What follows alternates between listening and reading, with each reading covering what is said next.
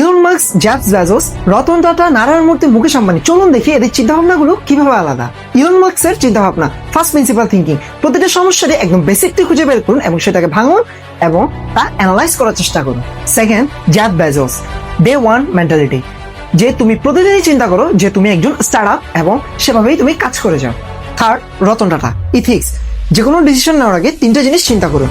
প্রথমটি, যে এটা কি রাইট, এটা কি ইথিক্যাল, এটা যদি ভবিষ্যতে নিউজ পেপার আসে এটা কি ভালো দেখাবে নাকি খারাপ।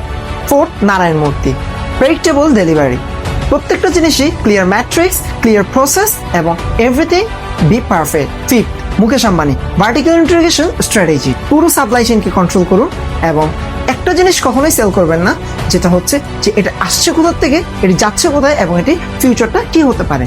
এরকম আরো ইনফরমেটিভ এবং ইন্টারেস্টিং তথ্য পেতে আমার সাথে যুক্ত করতে পারেন এবং সেলফ গ্রোথ চ্যানেলকে সাবস্ক্রাইব করতে পারেন। ধন্যবাদ সবাইকে।